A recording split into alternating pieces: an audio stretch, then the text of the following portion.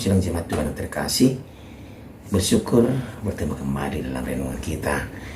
Mari sidang jemaat Tuhan tetap semangat, tetap bersuka cita. Kita bersama-sama merenungkan firman Tuhan hari ini.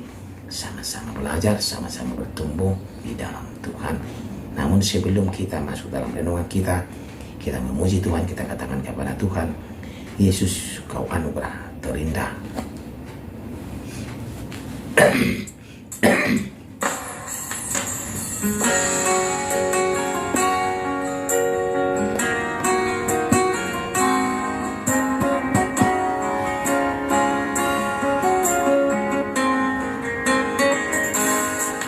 Kau tahu hatiku, Tuhan.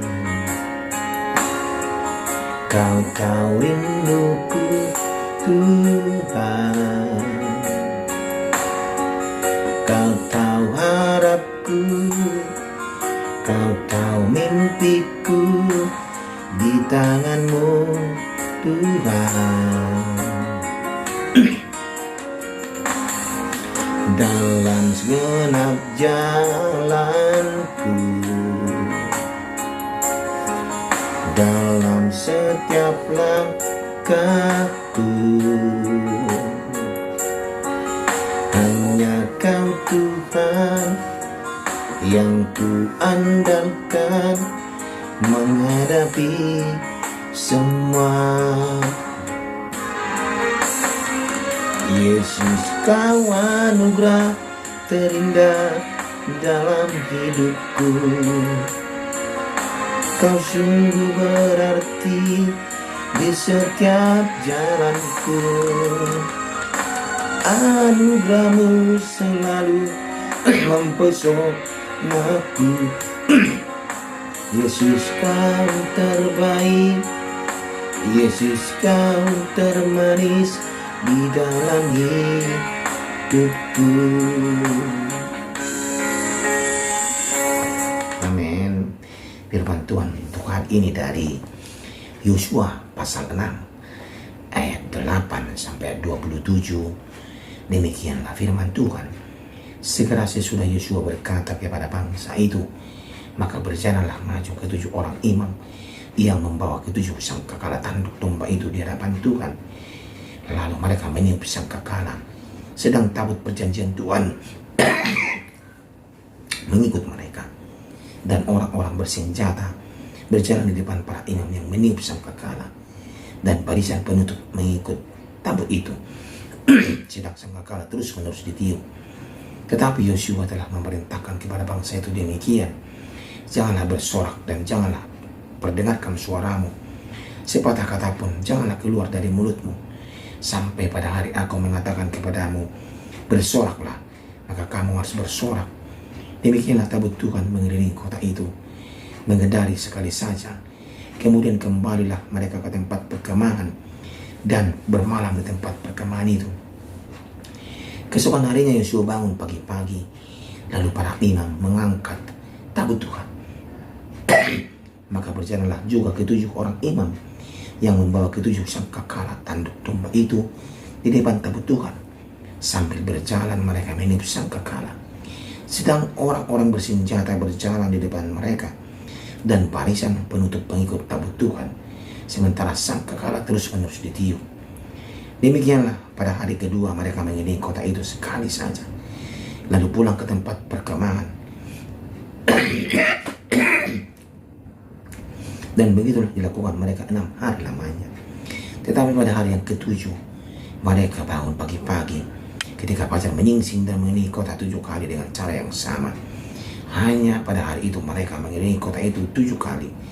Lalu pada ketujuh kalinya, ketika para imam meniup sangkakala, berkatalah Yosua kepada bangsa itu, bersoraklah, sebab Tuhan telah menyerahkan kota ini kepadamu, dan kota itu dengan segala isinya akan dikhususkan bagi Tuhan untuk dimusnahkan. Hanya Rahab perempuan sundal itu akan tetap hidup, ia dengan semua orang yang bersama-sama dengan dia di dalam rumah itu, karena ia telah menyembunyikan orang suruhan yang kita suruh. Tetapi kamu ini jagalah dirimu terhadap barang-barang yang dikhususkan untuk dimusnahkan, supaya jangan kamu mengambil sesuatu dari barang-barang yang dikhususkan itu. Setelah mengkhususkannya dan dengan demikian membawa kemusnahan atas perkemahan orang Israel dan mencelakakannya. Segala emas dan perak serta barang-barang tembaga dan besi adalah kudus bagi Tuhan. Semuanya itu akan dimasukkan ke dalam perbendaharaan Tuhan. Lalu bersoraklah bangsa itu sedang sangkakala ditiup. Segera sesudah bangsa itu mendengar bunyi sangkakala, bersoraklah mereka dengan sorak yang nyaring. Maka runtuhlah tembok itu. Lalu mereka memanjat masuk ke dalam kota. Masing-masing langsung ke depan dan merebut kota itu. Mereka menumpas dengan mata pedang segala sesuatu yang di dalam kota itu, baik laki-laki maupun perempuan, baik tua maupun muda, sampai kepada lembu domba dan keledai. Tetapi kepada kedua orang pengintai negeri itu Yosua berkata, masuklah ke dalam rumah perempuan sundal itu dan bawalah keluar perempuan itu dan semua orang yang bersama-sama dengan dia seperti yang telah kamu janjikan dengan bersumpah kepadanya. Lalu masuklah kedua pengintai muda itu dan membawa keluar Rahab dan ayahnya, ibunya, saudara-saudaranya dan semua orang yang bersama-sama dengan dia, bahkan seluruh kaumnya dibawa mereka keluar. Lalu mereka menunjukkan kepada tempat tinggal di luar perkemahan orang Israel. Tetapi kota itu dan segala sesuatu yang ada di dalamnya dibakar mereka dengan api. Hanya emas dan perak, barang-barang tembaga dan besi ditaruh mereka di dalam perbendaharaan rumah Tuhan. Demikianlah Rahab perempuan sundal itu dan keluarganya serta semua orang yang bersama-sama dengan dia dibiarkan hidup oleh Yosua. Maka diamlah perempuan itu di tengah-tengah orang Israel sampai sekarang, karena ia telah menyembunyikan orang suruhan yang disuruh Yosua mengintai Yeriko. Pada waktu itu bersumpahlah Yosua, katanya, terkutuklah di hadapan Tuhan orang yang bangkit untuk membangun kembali kota Yeriko ini dengan membayarkan nyawa anaknya yang sulung. Ia akan meletakkan dasar kota itu, dan dengan membayarkan nyawa anaknya yang bungsu, ia akan memasang pintu gerbangnya. Dan Tuhan menyertai Yosua, dan terdengarlah kabar tentang dia di seluruh negeri itu. Demikian pembacaan firman Tuhan. Tema kita pada hari ini adalah mengunci mulut. Sidang jemaat Tuhan terkasih, bangsa Israel hendak menduduki kota Yeriko. Upaya tersebut tidak mudah karena pintu gerbang kota itu tertutup rapat, karena orang Yeriko tahu bahwa orang Israel akan datang memerangi mereka. Tuhan memberi Yosua sang pemimpin sebuah cara untuk melakukan kota Yeriko. Selama 6 hari bangsa itu Israel harus sekali mengelilingi kota itu, dan pada hari ke-7 mereka mengelilingi sebanyak 7 kali. Yosua memberitahukan cara itu kepada bangsa Israel. Menarik, Yosua juga memberi perintah agar mereka mengunci mulut selama 6 hari itu, tidak boleh berteriak. Hanya diperintahkan saja baru mulai mereka bersorak atau berteriak sekali. Ya, sepatah kata tak boleh keluar dari mulut mereka sampai saat Yosua berkata bersoraklah. Ya, hal-hal negatif dapat tiba-tiba muncul di pikiran kita. Kita tidak bisa benar-benar menghentikannya, namun kita dapat menghalangi pikiran-pikiran itu untuk hidup. Caranya adalah dengan tidak memperkatakannya. Kebenaran inilah yang disadari oleh Yosua. Itulah mengapa ia memberi perintah agar bangsa itu berdiam. Faktanya selagi kaki melangkah berjalan berkeliling, mata mereka melihat betapa tinggi dan kokohnya tembok Yeriko. Di pikiran mereka dapat muncul keraguan. Mereka dapat berpikir sia-sia upaya mereka. Tidak mungkin tembok itu runtuh hanya dengan mengelilinginya. Karena kita punya pikiran begitu. Yang kita, jika keraguan ini di pikiran sampai mereka ucapkan, ada kuasa dalam setiap kata yang kita ucapkan. Yosua tidak mau kata-kata keraguan bangsa itu membatalkan mujizat Tuhan yang seharusnya mereka terima. Belajar dari Yosua sidang jemaat Tuhan. Mari berhati-hati ketika berkata-kata.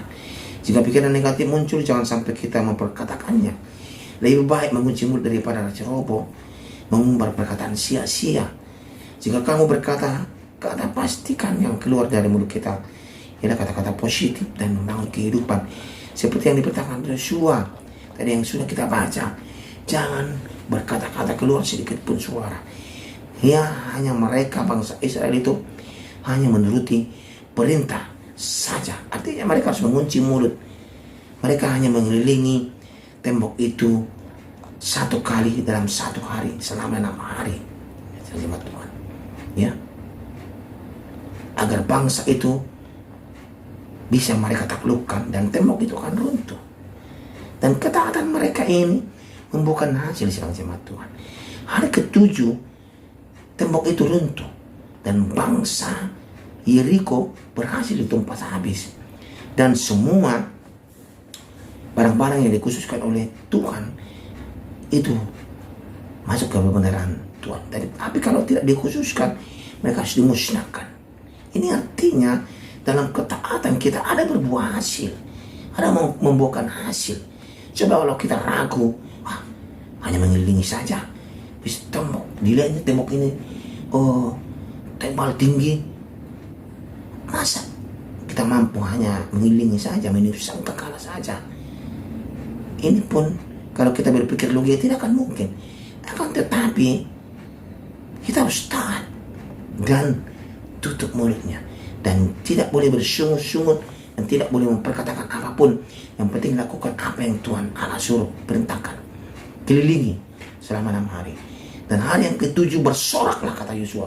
Maka bangsa itu bersorak dan tembok itu pun runtuh, roboh. Tetapi dalam kota Yeriko ada perempuan sundal itu Rahab. Waktu mengintai bangsa itu, Rahab menolong mereka, dan pengintai itu berjanji akan menolong mereka dan bersumpah bahwa mereka tidak akan dibunuh, dan keluarga mereka, kaum mereka tidak akan dibunuh. Dan akhirnya Rahab dan keluarga kaumnya dibawa keluar dan ditempatkan di luar perkemahan daripada bangsa. Artinya di sana ketaatan yang kita lakukan adalah berbuah manis, ya jemaat Tuhan. Kalau Tuhan perintahkan jangan bersuara, kunci mulutnya, kita harus kunci. Lakukan saja, taat saja atas perintah Tuhan. Ya, kalau dibilang tutup mulut, kunci mulut, kita harus mengunci mulut kita. Kita harus bisa mengontrol perkataan kita. Kalau Tuhan Allah katakan bersoraklah, kita bersorak. Ya, jangan terkadang kita melakukan ini susah sekali. Kita langsung memakai logika kita dalam melihat situasi. Ya. Apa yang tidak mungkin bagi kita, mungkin bagi Allah. Tuhan akan memberikan yang terbaik. Ingat sidang jemaat Tuhan, baru kita memasuki tahun 2025 ini, kita belum tahu apa yang terjadi di tahun 2025 ini ke depan, 1 tahun ke depan. Oleh karena itu, mari sidang jemaat Tuhan belajar untuk taat. Ada waktunya kita untuk berbicara, ada waktunya kita untuk diam, mengunci mulut. Iya, sidang jemaat Tuhan. Mari lewat ini kita belajar bagaimana bangsa Israel dapat menaklukkan Yeriko dengan taat kepada Tuhan dan melakukan segala perintah. Amin. Kita pun harus demikian. Amin. Kita berdoa, terima kasih ya Tuhan untuk firman hari ini yang mengajari kami bahwa ketaatan penting. Ada waktunya kami buka suara, ada waktunya kami mengunci mulut kami, agar perintah Tuhan nyata untuk kami dan kami dapat melakukan sesuai dengan Tuhan perintahkan untuk kami. Terima kasih untuk firman hari ini ya Tuhan. Dalam nama Tuhan Yesus Kristus kami berdoa. Amin. Yesus, kau anugerah terindah dalam hidupku. Kau sungguh berarti di setiap jalanku. Anugerahmu